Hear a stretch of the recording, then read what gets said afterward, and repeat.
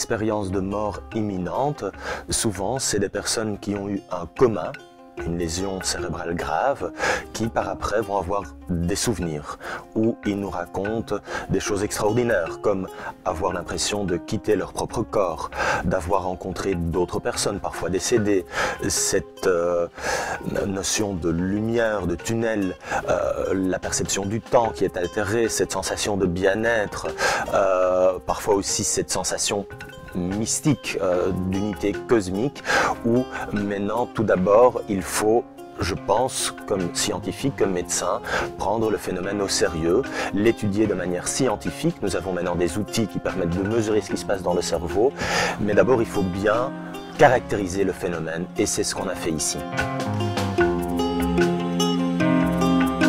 Donc ici nous avons comparé 4 groupes. Premièrement, des patients qui ont eu un coma et qui ont vécu cette expérience de mort imminente. Deuxièmement, personnes qui ont eu un coma avec des souvenirs de l'événement, mais sans qu'on puisse parler d'expérience de mort imminente. Troisièmement, personnes qui ont un coma sans souvenir quelconque.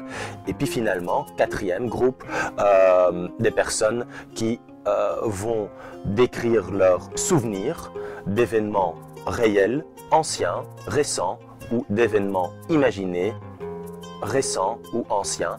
Et on a ici démontré, avec un outil validé en neuropsychologie, que les caractéristiques de l'expérience de mort imminente sont très différents de tous les autres types de mémoire qu'on a étudiés. Ils sont quelque part plus vrais que vrais, ils sont beaucoup plus riches dans toutes leurs caractéristiques.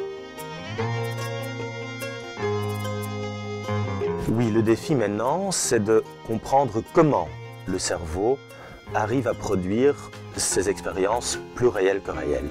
Et donc ces recherches cadrent dans une étude plus large de la conscience. On prend le coma, la mort cérébrale, mais aussi l'anesthésie, l'hypnose, le sommeil, le rêve, et on va utiliser des outils de pointe, des machines qui mesurent ce qui se passe dans le cerveau.